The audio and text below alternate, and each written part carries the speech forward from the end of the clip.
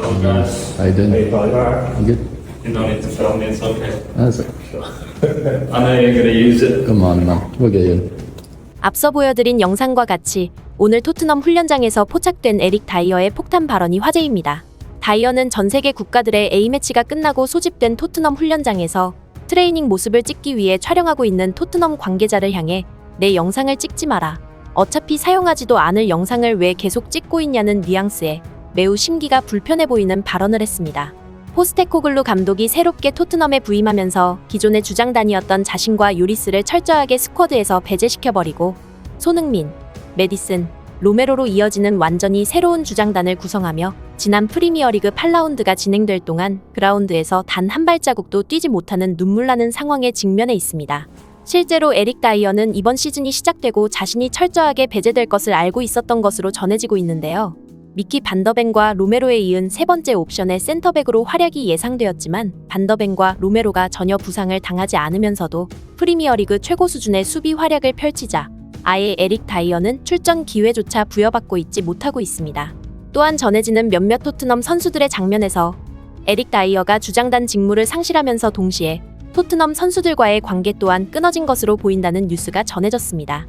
그 예시로 보여줄 수 있는 장면이 바로 루턴타운전에서 나왔는데요. 경기가 종료되고 선수들이 악수를 하며 인사를 나누는 장면이 나왔는데 손흥민은 에릭 다이어가 뒤에 있었으니 못 봤다고 치더라도 벤치를 달구며 경기를 지켜만 봤던 다이어는 그래도 동료들과 인사하기 위해 그라운드 위에 올라왔는데 악수를 하기 위해 뻗은 손을 토트넘 선수들이 호응해주지 않으며 상당히 긴 시간 동안 뻘쭘하게 손을 올려두고 멍 때리는 모습을 보여주었습니다.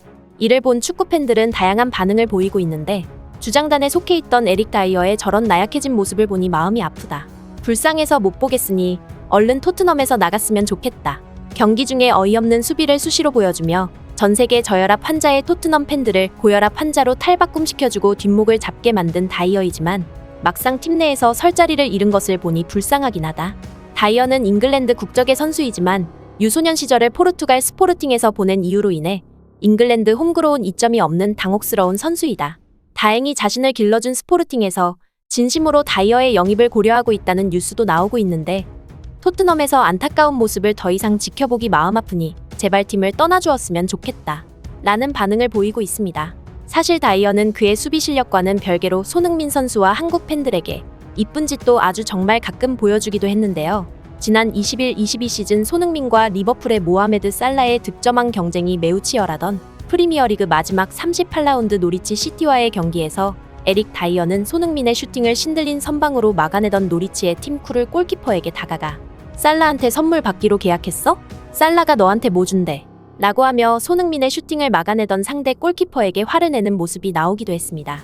실제 영상 보시겠습니다.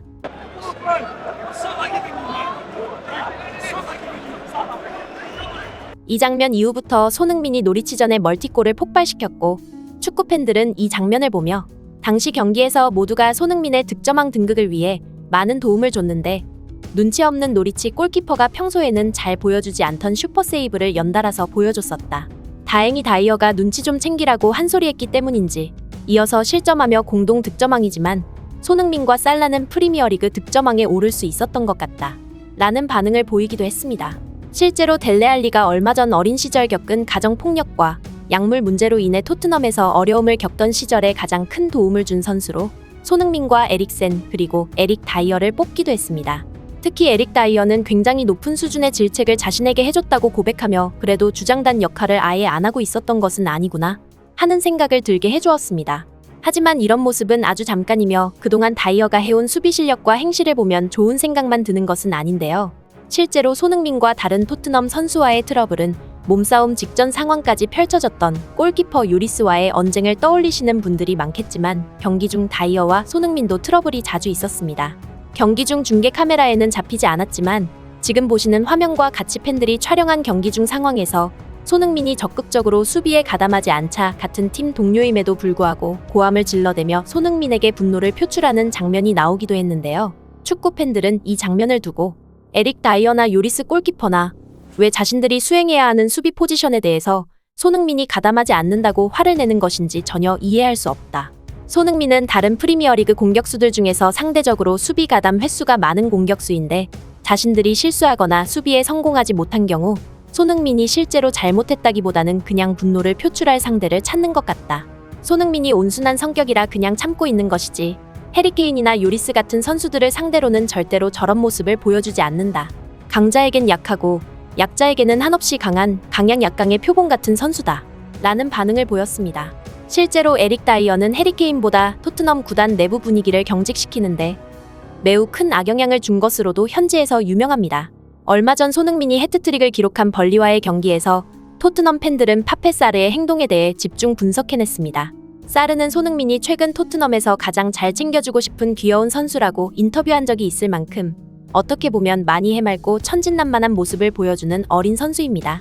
벌리와의 경기에서 메디슨이 득점을 기록하자 귀신같이 달려와 메디슨의 복부를 가격하며 축하해주는 밝은 모습을 보여주었고, 손흥민이 득점을 기록하자 무슨 말도 안 되는 날라차기를 선보이며 달려와 아까 했던 것과 같이 손흥민의 옆구리를 가격하는 모습이 잡히기도 했습니다.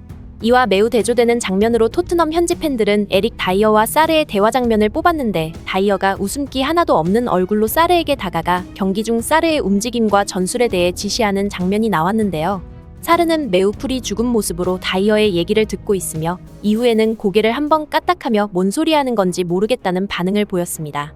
이처럼 구단 분위기를 수직서열화로 만드는 에릭 다이어는 선수들의 창의적인 플레이를 저해하고 자유로운 전개 플레이를 막는다는 비판을 자주 들어왔습니다.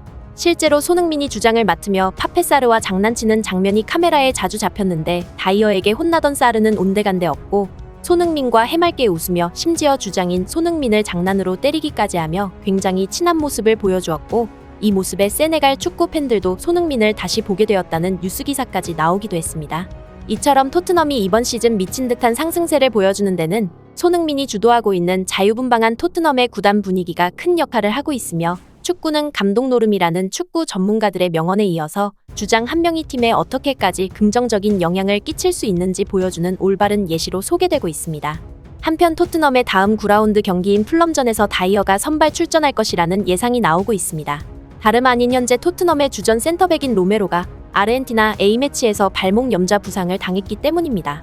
많은 축구 전문가들이 토트넘은 이번 시즌 결과적으로 4위로 마감할 것이라 예상하는 데는 바로 이런 이유가 한몫하고 있습니다. 이 소식을 전해 듣고 계시는 시청자분들도 로메로가 부상당해 출전하지 못하고 에릭 다이어가 출전해야 한다는 소식을 접하셨을 때 저와 마찬가지로 가장 먼저 든 생각은 토트넘 이제 망했네 라는 생각이실 겁니다. 실제로 토트넘의 1군 스쿼드는 리버풀, 아스날, 맨유와 비슷하거나 심지어 승리를 가져올 만큼 탄탄하지만, 한 명이라도 부상을 당할 경우 그 대체 선수가 에릭 다이어 같은 선수가 나와야 할 만큼 열악하고도 매우 얇은 선수진을 가지고 있기 때문이죠. 제발 다가오는 1월 겨울 이적 시장에서 새로운 이적 디렉터인 아스톤 빌라의 앙헬을 데려온 만큼 레비 회장이 정신 차리고 정상적인 수비수 한 명이라도 데려오길 기원하겠습니다. 오늘의 소식 이만 마치겠으며 구독과 좋아요는 영상 제작에 큰 힘이 됩니다. 시청해주셔서 감사합니다.